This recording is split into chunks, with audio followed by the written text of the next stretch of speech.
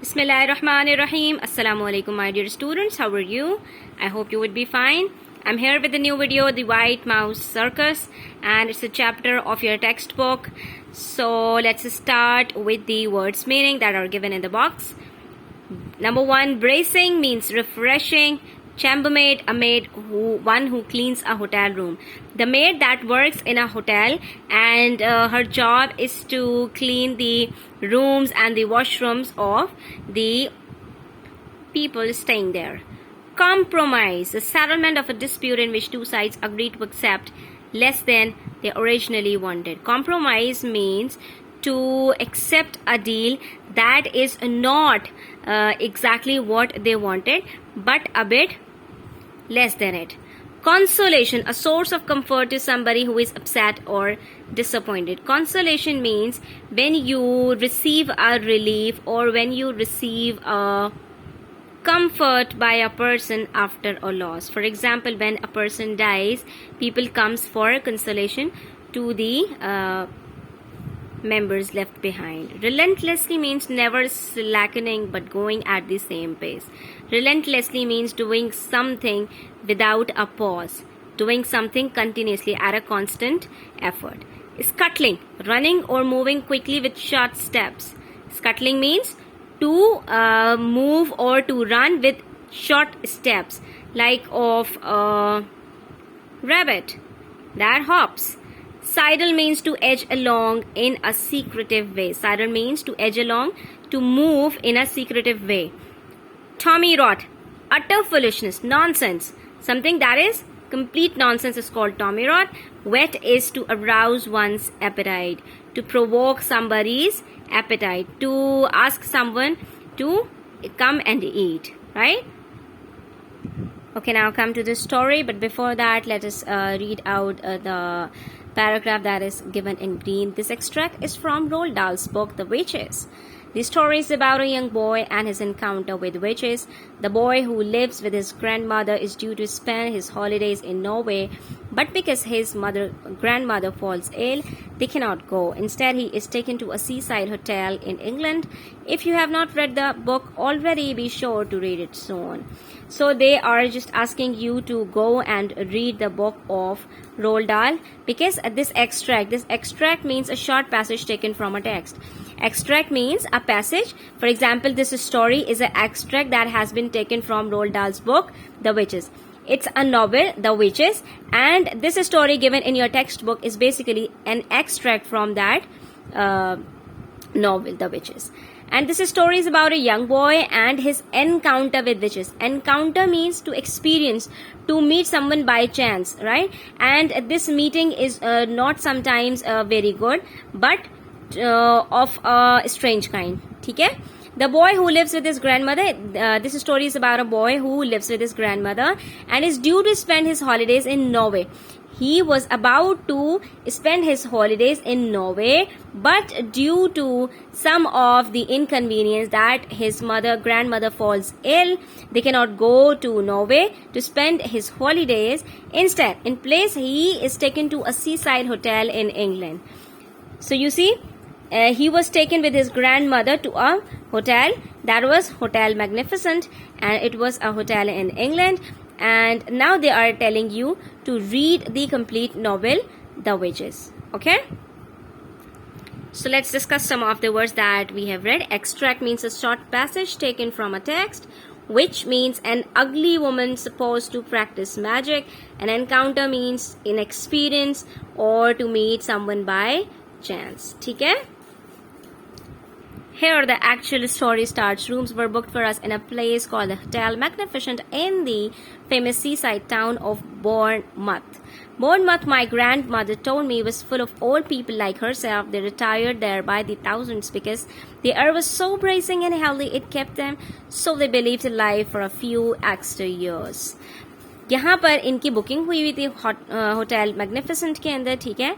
और यहाँ पर जो ये जो एरिया था उसको कहते हैं बॉर्नमथ, ठीक है, एक टाउन था ये छोटा सा। यहाँ पर उसकी ग्रैंड मदर ने, बच्चे की ग्रैंड मदर ने उसको बताया कि ज्यादातर जो बूढ़े लोग हो जाते हैं वो यहाँ पर आते हैं, जैसे कि वो खुद एक बूढ़ी थी, वो भी यहाँ पर आई थी बीमारी के बाद, ताकि अपने दिन अच्छे गुजार सकें। और उन्होंने ये भी बताया कि वो यहाँ पर स्टे इसलिए करते हैं, यहाँ पर वो आके रिटायर होते हैं, यहाँ पर रुकते हैं आकर।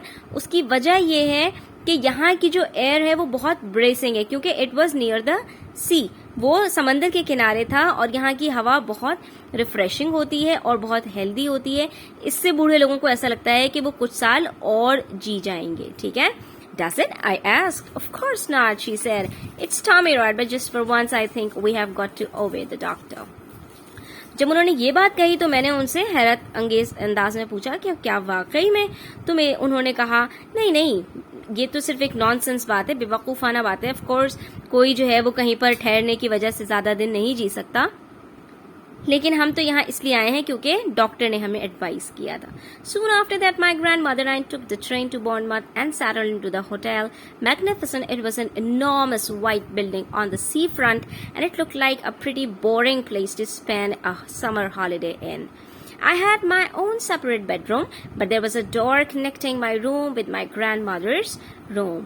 तो उसके फौरन बाद ही हमने ट्रेन पकड़ी और हम कहाँ पहुंच गए? होटल मैग्निफिसेंट में, as you can see in the picture. और वो एक बहुत इनॉर्मस मीन्स ह्यूज एक बिल्डिंग थी व्हाइट कलर की, और कहाँ थी? समंदर के किनारे पर थी। और वो वाकई में एक बहुत ही बोरिंग प्लेस थी, because he was a child and he use to mingle with child of his age. On the contrary, there were people staying of old age. वहां पर जो लोग थे वो बूढ़े लोग थे ज्यादातर, जैसा कि उसकी ग्रैंड मदर ने बताया था कि वहां पर ज्यादातर आकर वो रुकते हैं जो लोग बूढ़े हो चुके होते हैं, और यहाँ पर आके उनको लगता है कि वो जिंदगी के कुछ और साल जी जाएंगे।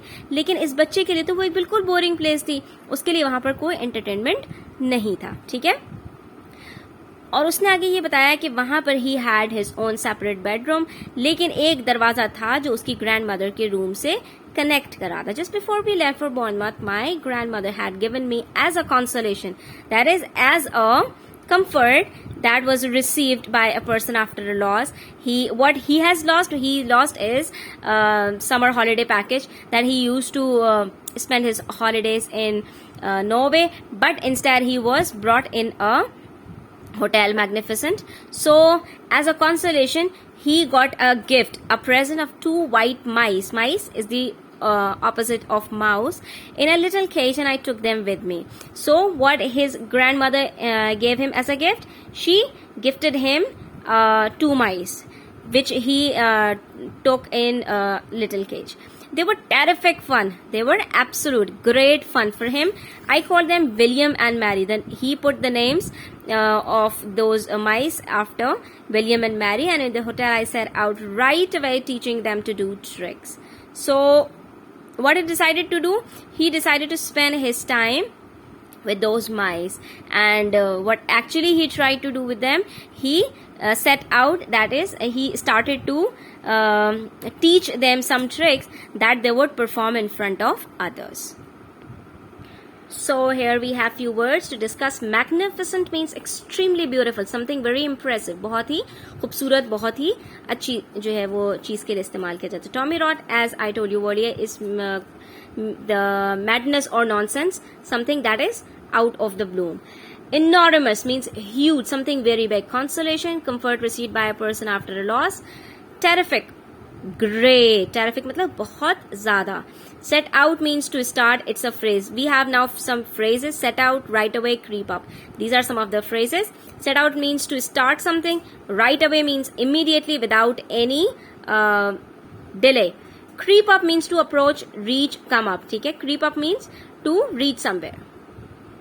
So the first trick I taught them was to creep up the sleeve of my jacket and come out by my neck. Then I taught them to climb up the back of my neck onto the top of my head. I did this by putting crumbs in my hair. So these were the 2 tricks he taught them at first. एक तो उसने ये सिखाया कि किस तरह से आस्तीन में से घुस के और गर्दन में से निकलना, यानी शर्ट की आस्तीन में से घुसो और शर्ट की नेक में से बाहर निकलो। और फिर उसने ये भी सिखाया कि गर्दन के पीछे वाले हिस्से से जो है वो किस तरह से छलांग मार के सर के ऊपर पहुंचना है, ठीक है। और ये उसने किस तरह से किया, अपने सर में उसने कुछ क्रम्स डाल दी, जैसे ब्रेड क्रम्स होते हैं, जो ब्रेड का चूरा होता है या डिफरेंट चीजों का चूरा जो माउस को पसंद होता है। फॉर एग्जाम्पल चीज के छोटे छोटे से टुकड़े। On the very first morning, the chambermaid was making my bed when one of my mice poked its head out from under the sheets. The maid let out a shriek that brought a dozen people running to see who was being murdered. I was reported to the manager. That followed an unpleasant scene in the manager's office with the manager, my grandmother, and me. The manager, whose name was Mr. Stringer, was a bristly man in a black tail coat. तो पहली ही सुबह, यानी इनको जब उस hotel में पहली सुबह थी उनकी, तो वहां पर as you can see in the picture the chambermaid came inside a room to just change the sheets and clean up the room. So when she was making his bed, one of my mice poked its head out from under the sheets. You can see it's a sheet, that was a bed sheet, and a mice just poked out its head in front of this chambermaid. The maid let out a shriek. Shriek means a high-pitched voice, high-pitched shout that brought a dozen people, 12 people running to see who was being murdered. It was a shriek of one kind that gathered some of the people around her. She just shouted in a manner that gathered people around her. I was reported to the manager, that is, I was called in front of the manager. There followed an unpleasant scene. That was bad scene basically in the manager's office with the manager, my grandmother, and me. So there were 3 people in the manager's office, and after this incident he was called upon by the manager and along with his grandmother.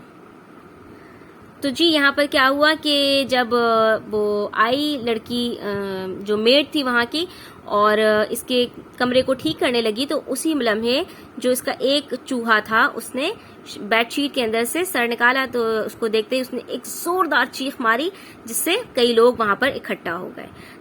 The manager whose name was Mr. Stringer was a bristly man in a black tail coat. जो mister stringer थे, जो manager का नाम बता रहे हैं वो हमें, वो एक ब्रिस्ली मैन थे ब्लैक टेल कोट में. उनका ड्रेस बता रहे हैं कि वो एक टेल कोट था, लंबा सा कोट जो ड्रेस सूट कहलाता है. और ब्रिस्ली मैन का मतलब कहते हैं उसको जिनके लंबे लंबे बाल हों, ठीक है. तो I cannot permit mice in my hotel madam, he said to my grandmother. How dare you say that when your rotten hotel is full of rats anyway, my grandmother cried. Rats? Cried Mr. Stringer, going mauve in the face. There are no rats in this hotel. I saw one this very morning, my grandmother said. It was running down the corridor into the kitchen. That's not true, cried Mr. Stringer. So this was a conversation that was going on between Mr. Stringer and his grandmother. तो यहाँ पर हुआ क्या? As you can see here in this box, do you think grandmother actually saw a rat in the hotel, or was she being simply clever? So I think she was just simply trying to be clever by protecting her own grandchild by saying that she has seen some of the rats roaming out in the corridor. ठीक है.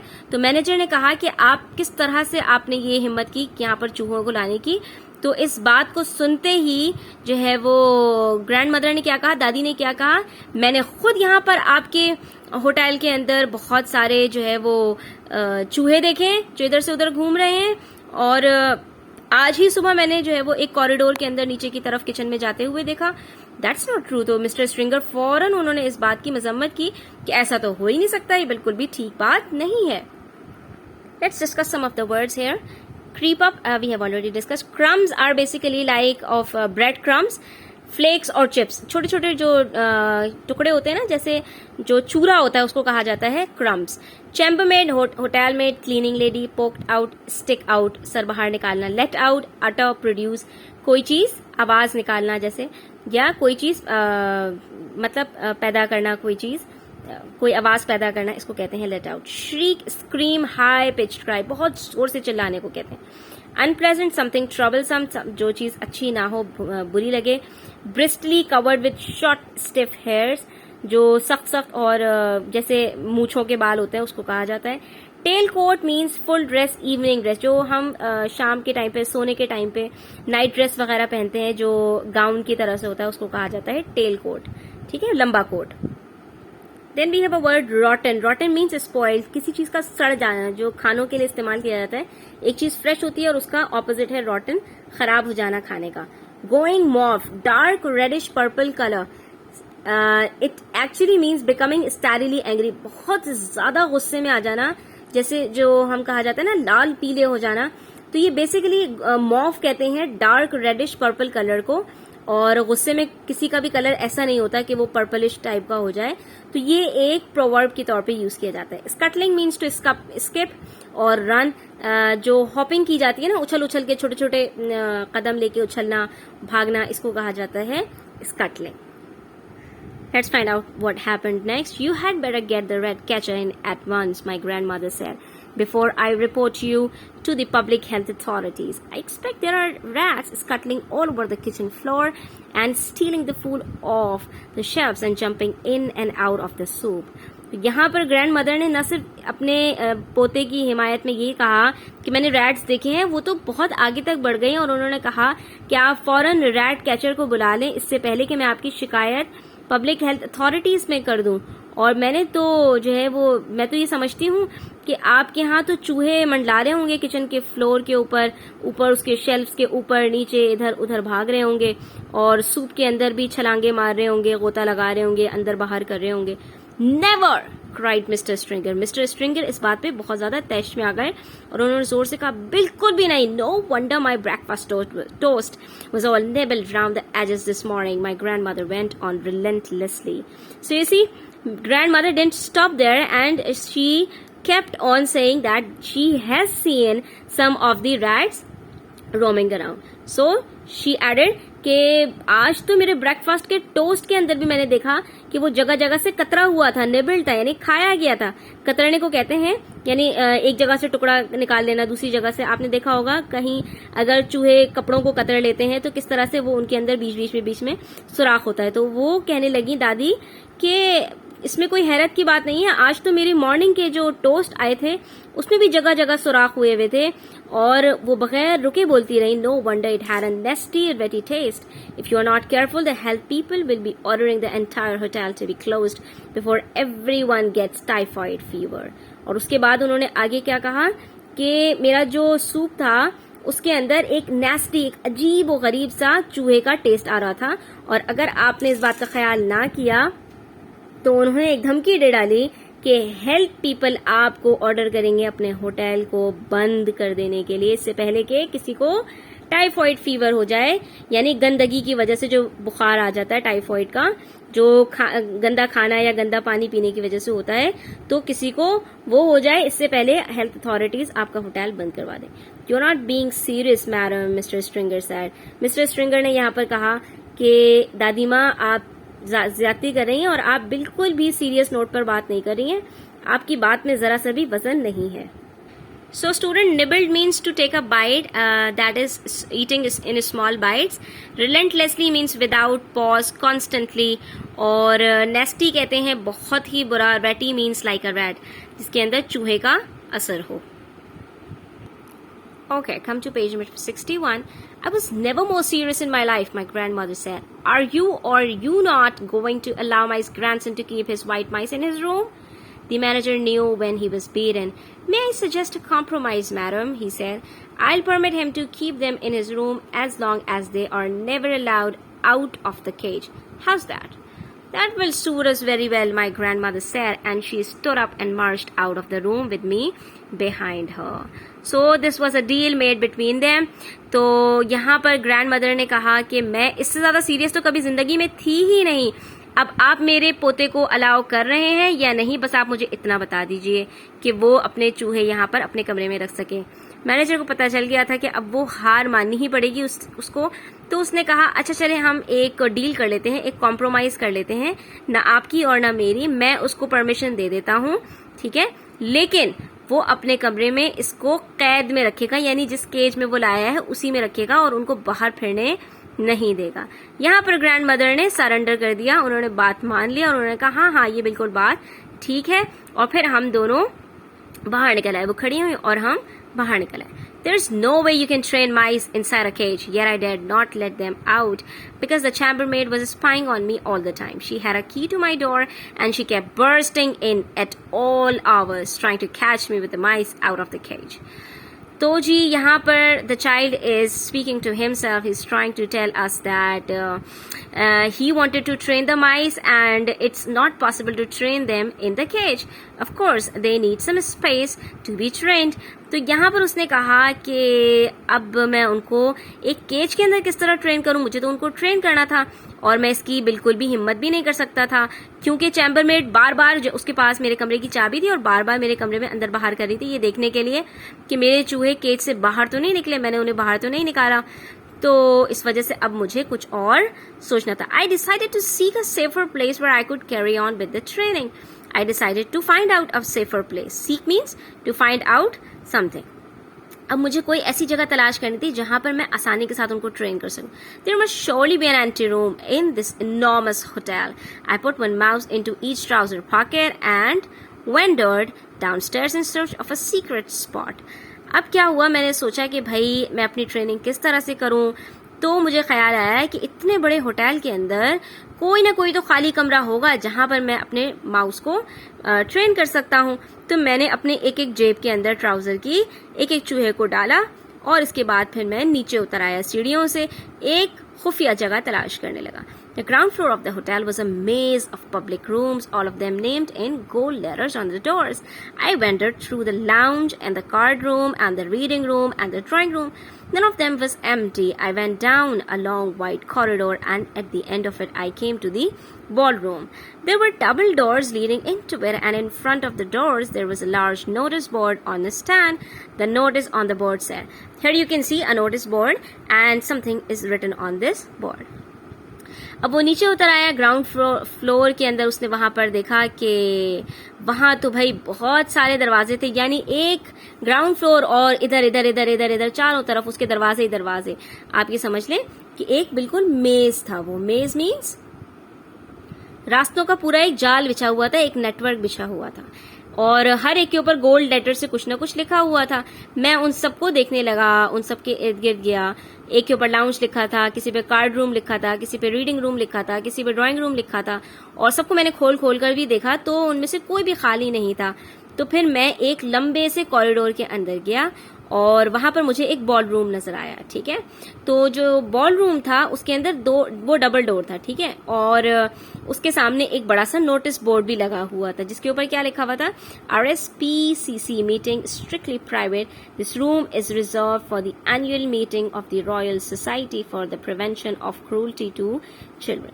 सो this was written on that board. वहां पर वो क्या लिखा हुआ था कि इस रूम के अंदर कोई दाखिल नहीं हो सकता, ये एक बहुत ही प्राइवेट रूम है. ये और किस चीज की मीटिंग का है, RSPCC, जिसकी फुल फॉर्म थी Royal Society for the Prevention of Children Cruelty to Children. बच्चों के साथ जो ज्यादती होती है उसके उनके हुकूक के ऊपर यहाँ पर मीटिंग होती है. ठीक है, तो यहाँ पर उसको लिखा हुआ नजर आया.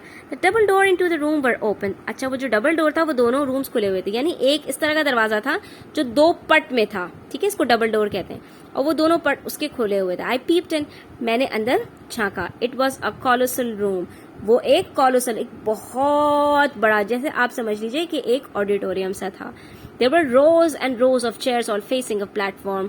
वहां पे बहुत सारी चेयर्स रखी हुई थी, जैसे कि आपने ऑडिटोरियम के अंदर देखा होगा कि स्टेज बना होता है और उसके सामने ही चेयर्स रखी होती हैं. ये जैसे सिनेमा होता है, उसके अंदर स्क्रीन लगी होती है सामने और पीछे पूरी चेयर्स लगी होती हैं. ऐसे ही यहाँ पर भी था. एक प्लेटफॉर्म था, एक स्टेज था और उसके सामने बहुत सारी चेयर्स लगी हुई थी.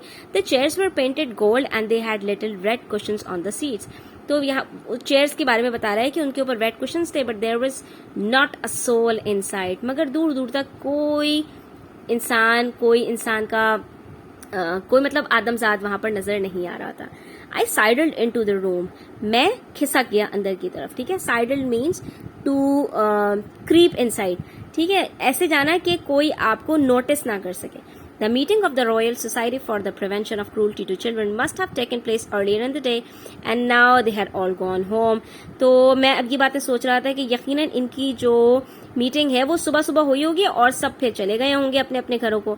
Even if they hadn't, even if they did suddenly come pouring in, there would be wonderful kind people who would look in with favor upon a young mouse trainer going about his business. और फिर दूसरा ख्याल इसको क्या आया कि अगर उनकी मीटिंग नहीं भी हुई और अचानक से वो सारे एकदम से यहाँ पर आ गए, तो भी मैं ये सोच रहा हूँ कि वो एक अच्छे लोग होंगे, क्योंकि जाहिर है जो बच्चों के हुकूक के बारे में बात करेंगे तो बच्चों से तो उनका रवैया बहुत ही अच्छा होगा और यकीनन वो मेरी तरफ एक फेवर करेंगे और मुझे अपने माइस को ट्रेन करने देंगे, क्योंकि मैं तो अपने काम से काम रखा हुआ हूँ. ठीक है. At the back of the room there was a large folding screen with Chinese dragons painted on it. कमरे के बिल्कुल पीछे वाले हिस्से पर एक फोल्डेड स्क्रीन थी, उसके ऊपर चाइनीज ड्रैगन्स बने हुए थे.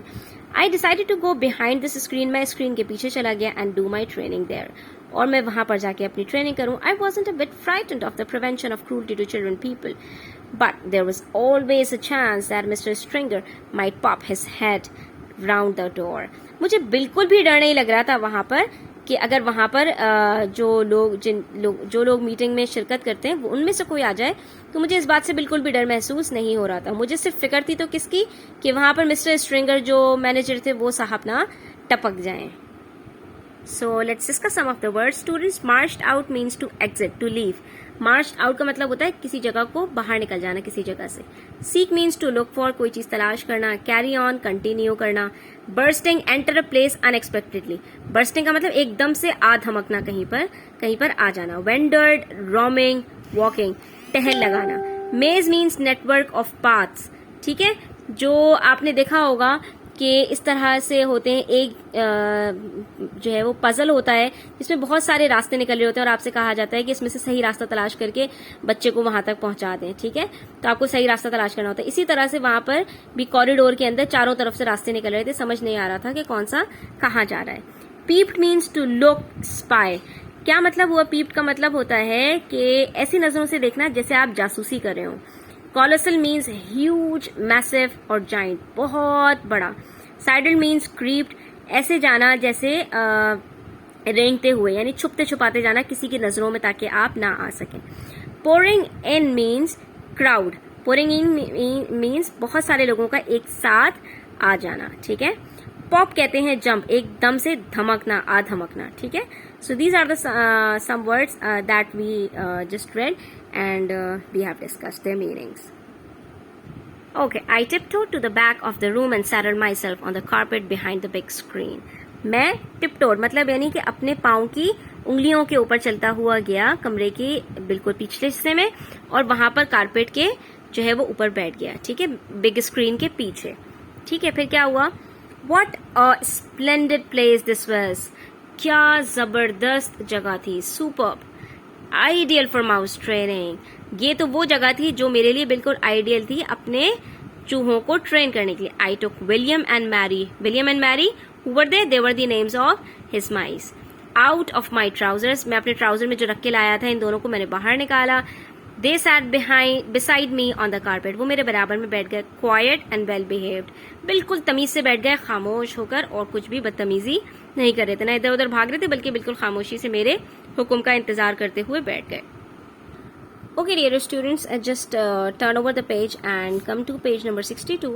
The trick I was going to teach them today was tight rope walking. Tight rope walking means a rope that was tied and they have to just walk on it. It's not at all that difficult to train an intelligent mouse to be an expert tightrope walker, provided you know exactly how to go about it. First, you must have a piece of string. I had that. तो यहाँ पर कहने लगा, सबसे पहले मैंने उनको जो ट्रिक सिखानी चाहिए वो थी टाइट रोप वॉकिंग, यानी एक स्ट्रिंग, एक पीस ऑफ स्ट्रिंग, धागा, थ्रेड, वायर, कोई भी चीज इस तरह की जिसके ऊपर जो बिल्कुल बारीक सी हो और उसके ऊपर चलना. ठीक है, तो वो मुझे इनको सिखाना था. और कहने लगा कि जो इंटेलिजेंट माउस होते हैं उनके लिए ये कोई बड़ी बात नहीं है. Then you must have some good cake, और उसके बाद आपके पास कुछ पीस ऑफ केक होना चाहिए. A fine currant cake is the favourite food of white mice. अच्छा, ये एक फ्रूट होता है. ठीक है, ड्राई फ्रूट होता है जो जैसे गूसबेरीज होती हैं उस तरह का जो है उसका बना हुआ केक, तो ये उनका बहुत पसंदीदा होता है. I had brought with me a rock cake which I had pocketed the day before.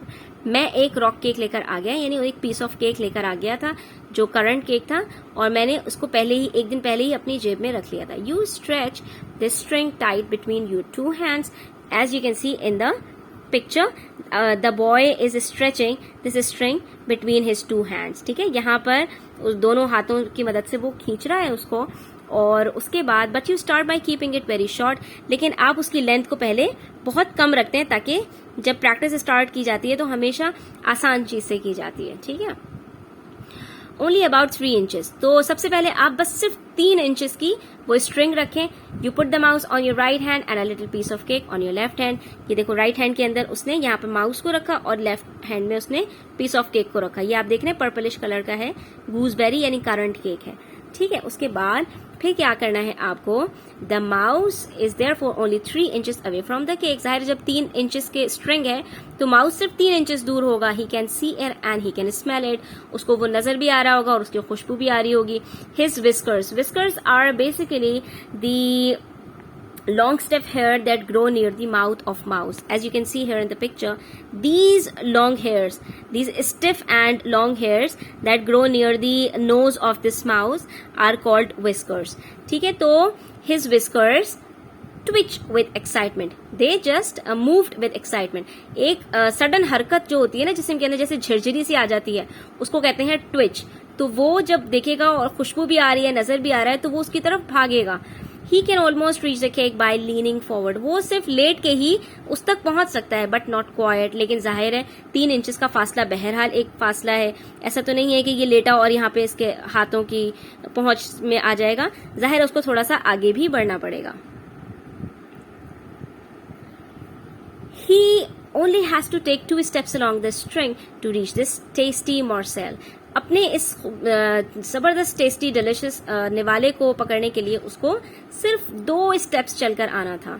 He ventures forward, one paw on the string than the other. If the mouse has a good sense of balance, and most of them have, he will get across easily. तो यहाँ पर उसने आगे बढ़ने की कोशिश की, और अगर माउस का सेंस ऑफ बैलेंस अच्छा है, यानी वो अपने आप को बैलेंस कर सकता है, इधर उधर गिरने का उसको खतरा कम है, तो वो बहुत आसानी से इस ट्रिक को पूरा कर लेगा. I started with William. पहले मैंने विलियम को पकड़ा. He walk the string without a moment's hesitation. उसने बगैर रुके, बगैर घबराए उसने जो स्ट्रिंग के ऊपर चलना शुरू कर दिया. I let him have a quick nibble of the cake just to whet his appetite. तो मैंने क्या किया, उसको मैंने एक जल्दी से निवाला खिला दिया. उसने एक उसका टुकड़ा जो है वो काट लिया, और इस तरह मैंने उसकी भूख को जो है वो चमका दिया. वेट हिज एपेटाइट, उसकी भूख को मैंने बढ़ा दिया. So we have few words here. Tiptoed means to move cautiously, quietly.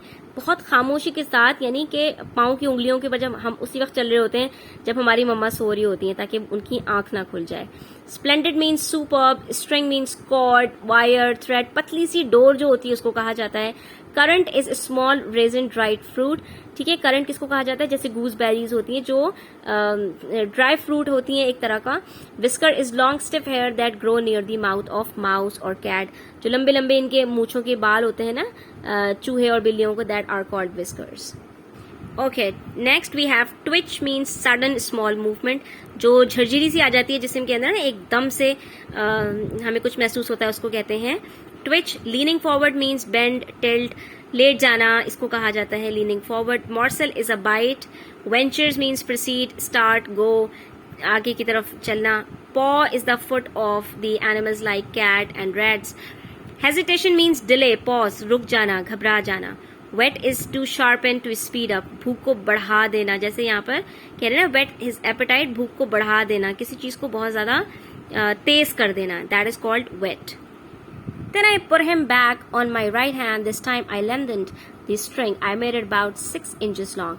Now this time he has doubled the length of the string. इसने 3 inches से 6 inches long कर दी string को. With super balance, William walked step by step along the string until he reached the cake.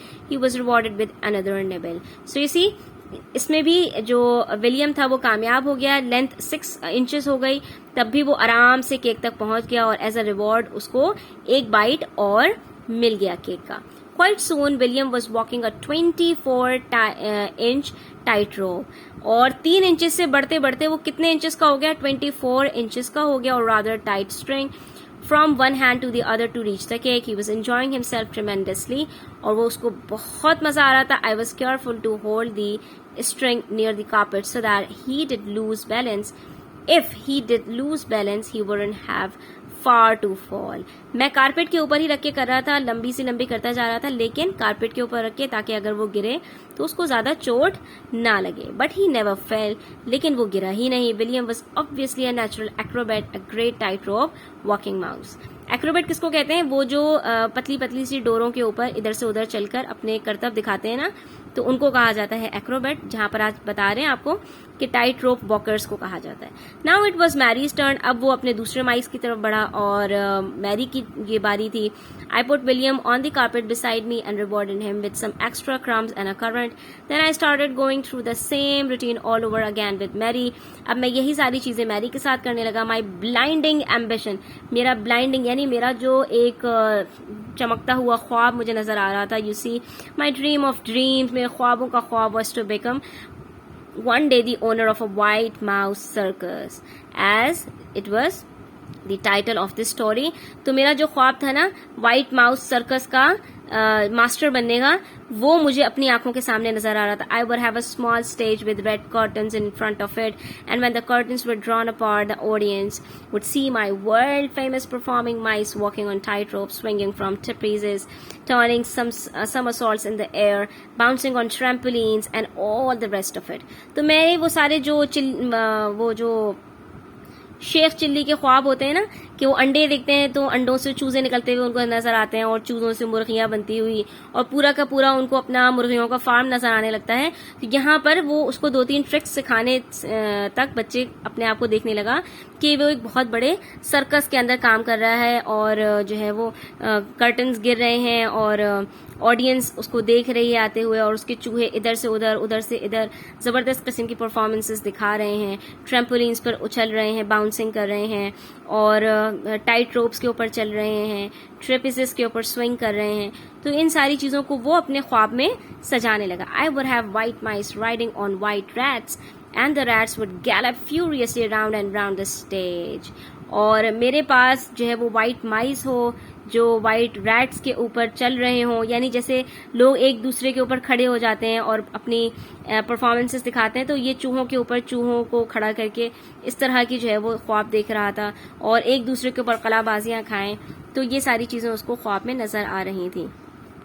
I was beginning to picture myself traveling first class all over the globe with my famous white mouse circus.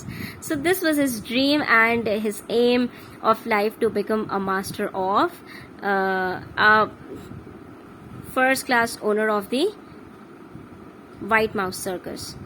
So, and performing before all the crowned heads of Europe. और ये इस तरह के सारे ख्वाब देख रहा था. Here the story ends, students. I hope you would have enjoyed it. So let's discuss the remaining words. Here we have few words. Tremendously means in an excellent way. Acrobat is wire walker. Blinding means shining or glowing. Ambition is the goal or aim of someone's life. Drawn apart, separate, split. जो curtains आपने देखा होगा जब magic shows हो रहे होते हैं, तो उसके अंदर कर्टन्स जो है वो हटा दिए जाते हैं, ड्रॉ कर दिए जाते हैं, उसको कहते हैं drawn apart. Swinging, wave, revolving, घूमना. ट्रेपेजेस, शॉर्ट बार हैंगिंग हाई.